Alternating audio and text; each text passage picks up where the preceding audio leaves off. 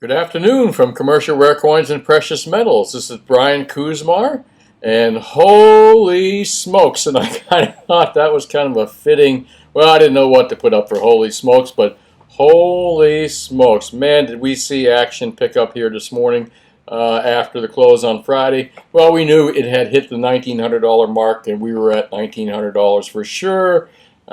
Pretty much, and we were going to surpass that level. However, it just blew through 1920, which I was incorrect. 1920, I'm hearing, was the high, although I'm having a hard time finding that exact information. Not 1902. I think I inverted those numbers when I was talking on Friday or Thursday.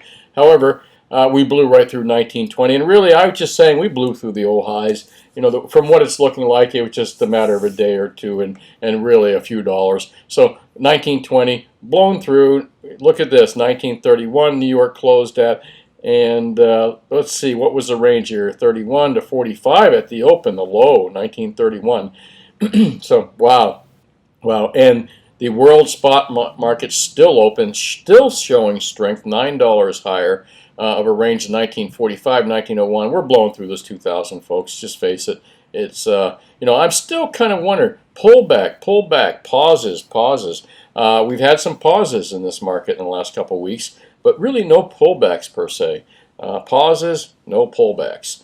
And let's take it silver, same way. And again, I'm going to go back to that. Holy smokes, Batman. Silver is just, well, I've expected it. It's long overdue. Silver has been way underpriced for such a long time. So, I mean, this is just, it's playing catch up at this point. So we're like halfway to its all-time high. Gold just broke its all-time high. Where do we go from here? Well, I'm going to take a quick guess here, and I'm going to say, well, silver's kind of played catch up like it should.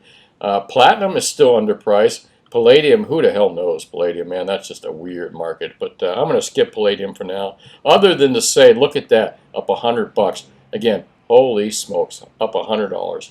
And that's quite enough. But everything across the board, platinum up $25, silver up $1.73. My gosh, that's just like, that's an epic amount, in a matter of one day or so since Friday's close. So we're at $24, but still halfway from its all-time high of $50. Gold has surpassed its all-time high. And I'm going to move along from here. I mean, what else can we say? I mean, 2000, here we come. We're going to break 2000. It sure looks that way. Silver looks like it's going to handily break 25 here quickly. But again, my P's. We've had pauses, but no pullbacks. Expect a pullback. I don't know when. It might be a hefty pullback. However, I don't think it'll do any kind of sustained damage to these markets. I don't see any recovery from where we're going right now as far as the economy goes. I don't see any recovery whatsoever. All I see is the Fed printing more money. The CARE Act just caused more money to be printed. What does that mean? That means the dollar is just going to be cheaper and cheaper. Anyone holding dollar-denominated assets, that sucks. Well, I shouldn't say dollar-denominated assets, but anyone holding dollars, I'll say, it sucks. So savers or people that just, you're better off putting your money in precious metals than sitting with cash, I think, at this point. Let's take a look at here. I like that dollar apocalypse sends gold and silver and crypto. I want to talk about crypto in a second because it's there. Anyway, the dollar, listen, when you print so much money and the world is looking at the United States, like the whole world, China, not even China, I would say, but they're getting away from the dollar. But the whole world kind of holds on to U.S. dollars. They respect the dollar. They want to own dollars. Dollar is like a security. It's like safe to own dollars, except when the country that prints dollars just decides to go on a printing spree because of stupid bonehead political decisions they've made. And I'm not just talking about Trump. I'm talking about the whole lot of them, left, right, Democrat, Republican. All those people up there made huge mistakes killing this economy, 50 million jobs lost. What do they expect? So anyway, the only way to save it is just print your way out of it. And if you're printing your way out of it, all those people holding those dollars are going to say, well, what are you doing printing more money? I'm holding on to these because I feel they're secure, they're safe. They're not going to hold these dollars, and that's exactly what's happening. They're getting rid of dollars, and they're going into safer assets like gold and silver, which have been around for 5,000 plus years. So other than having someone else hold your gold and silver for you, which is like an ETF or a contract, when you physically have gold and silver in your own hand and you have it safely stored where no one's going to steal it, your third-party risk is pretty much nil. So other than market value, you don't have to worry about waking up in the morning and disappearing. And let's talk about crypto as far as disappearing. Now, I don't understand crypto well. I understand enough to understand that it makes me nervous because really, as much as people try to pitch it as a new way to invest like gold and silver, it's not, man. It's not. Gold and silver, and I know they say crypto has a finite amount of these things, but really it's just fiat currency. It's not created by the universe like gold and silver is. Gold and silver is created by stars. I mean, stars collided. Serious things happen to create a finite amount of this material. Crypto was invented by some person, who knows, some person or something, and it's really just another fiat currency, except you can't see it really. At least with dollar bills, you can hold a piece of paper in your hand. You own that piece of paper. Well, that's if you're holding cash and you're not using credit all the time or zeros and ones. But crypto is just, to me, another fiat currency that you can't even hold in your hands. You can't hold it.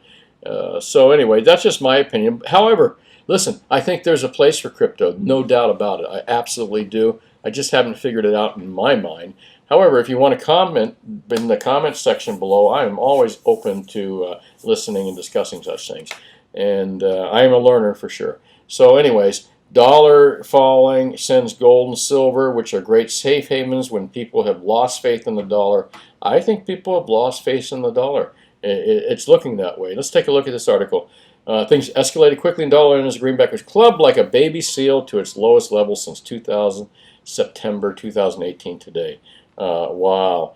And obviously gold and silver has benefited from this. So, well, I'll move along from there. Let's take a look at the Wall Street Journal, see what's going on there.